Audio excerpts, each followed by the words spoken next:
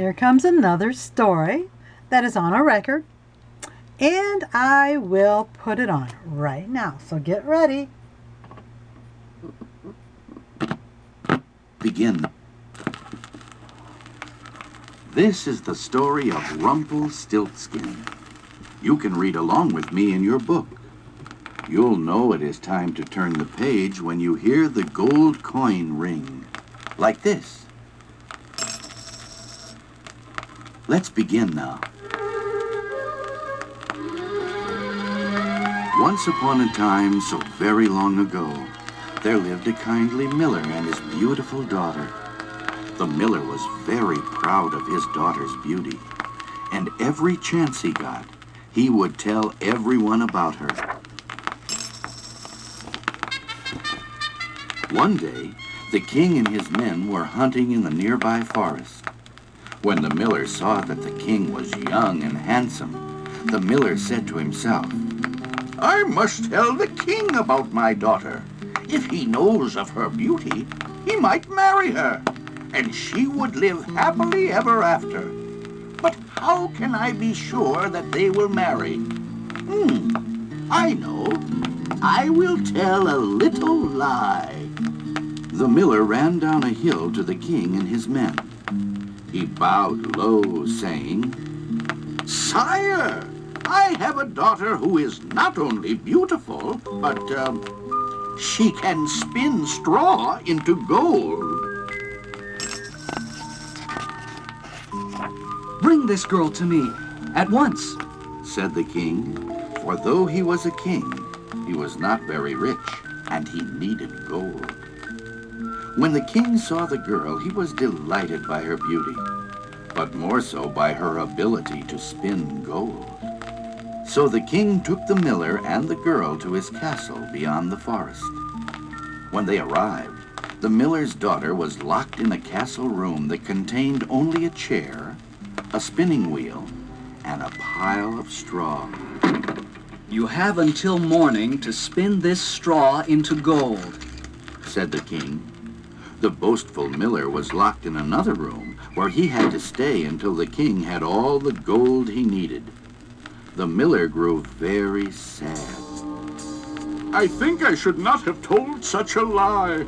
Now I have gotten myself and my lovely daughter into trouble." Now, of course, the miller's daughter had never spun straw into gold, nor did she know how it was done.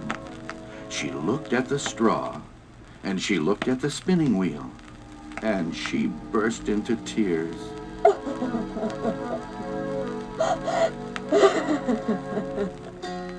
Suddenly, a voice said, "Why do you weep, Mistress Miller?"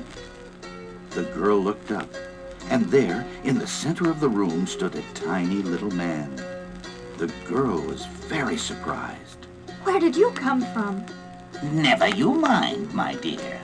Tell me why you weep." And so the miller's daughter told the strange little man of her plight. He listened, and then said, Spin straw into gold, eh? What will you give me if I spin the straw into gold for you?" The girl offered him her pearl necklace. "It is very precious to me. You may have it." "Done!" cried the little man, and he jumped to the spinning wheel. Whir, whir! Right before the astonished girl's eyes, the straw was turned into bright gold coins. As the strange little fellow worked, he sang a song to the rhythm of the spinning wheel. "The spinning wheel goes round and round, it hums and sings its spinning sound. My secret never will be told, I'll spin the wheat straw into gold.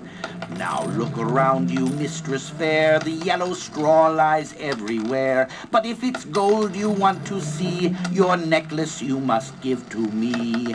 The spinning wheel goes round and round, it hums and sings its spinning sound. My secret never will be told, I'll spin the wheat straw into gold."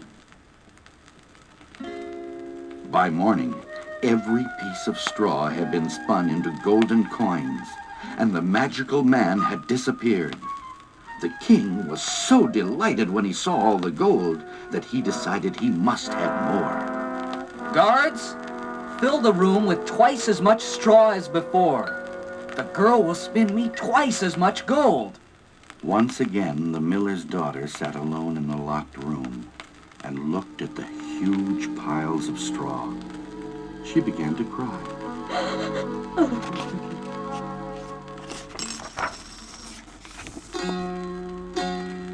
But poof, the little man appeared again. What will you give me this time to work my magic? The girl slipped a ring off her finger. Will you accept this as payment? It is the most precious thing I own. A lovely ring. Danced the little man, and he jumped to the spinning wheel and began to spin. Only this time, because there was twice as much straw as before, the strange little man had to spin much, much faster. The wheel whirred round and round as he sang his spinning song.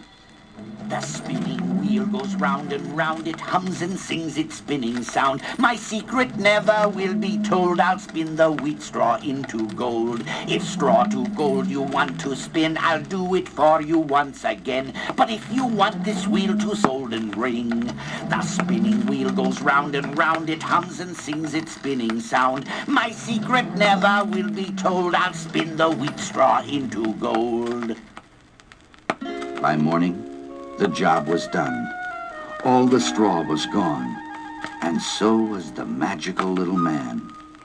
When the king came into the room, he saw great heaps of golden coins.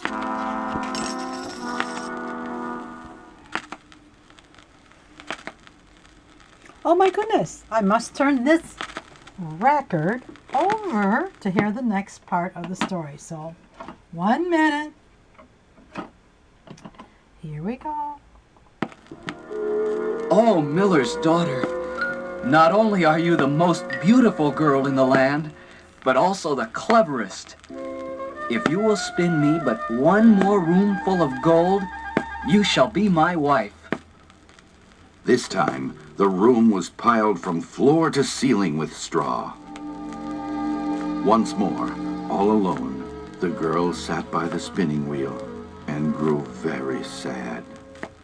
Suddenly, the funny little man popped into view and again offered his help. However, the girl did not smile, for she had already given the man her necklace and ring. I have nothing left to give. She sobbed. Well, I must get something for my work. The little man thought hard. If I spin this straw into gold, you will marry the king. Is that right? The girl nodded yes. Then in return for my work, you must promise me your firstborn child. Well, that was precious payment indeed. But the poor girl was so desperate that she agreed. With that, the little man jumped to the wheel and began spinning faster than ever. The spinning wheel goes round and round, it hums and sings its spinning sound. My secret never will be told, I'll spin the wheat straw into gold. I see the king has asked for more, there's straw from ceiling to the floor. But if this last thing I would do, your firstborn I will take from you. The spinning wheel goes round and round, it hums and sings its spinning sound. My secret never will be told, I'll spin the wheat straw into gold. The wheel was a blur of speed. All night long, the strange little man spun and spun.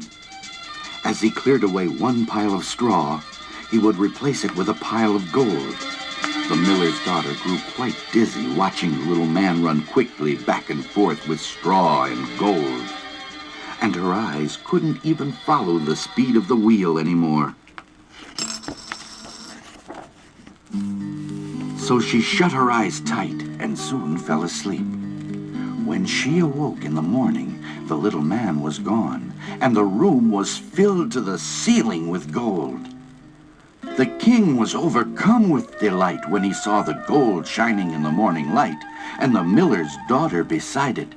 even more beautiful than the gold. He ordered the marriage ceremonies to begin at once, and the miller to be set free, and that is how the miller's daughter became a queen. In a year's time, the young queen gave birth to a beautiful baby daughter. All the people in the land rejoiced when they heard of the birth of a princess. There was singing and dancing in the streets, and all the houses were covered with flowers and flags. Yet none were more pleased than the happy king and his queen. But one dark, cloudy day, as the queen sat holding her baby, she heard a chuckle behind her.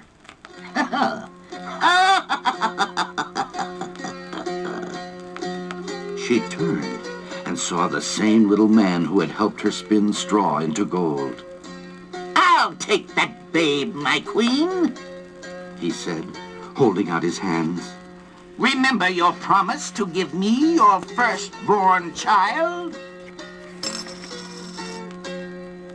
Oh, no. She cried, for she had forgotten their agreement. The queen wept and pleaded with the little man. She offered him bags of gold and jewelry, but he shook his head. No! A baby is far more precious than any of these things. But I will give you a chance.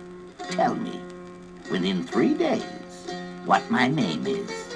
If you can guess right, you shall keep the baby and never see me again.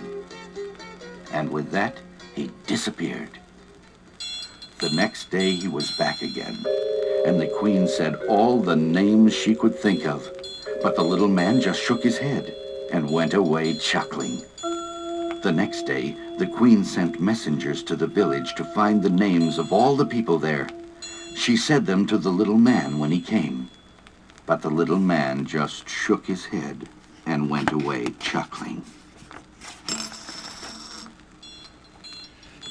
On the third day, one of the messengers went to the queen and said, Last night I came to a high mountain at the edge of the forest, and there I saw a funny little house.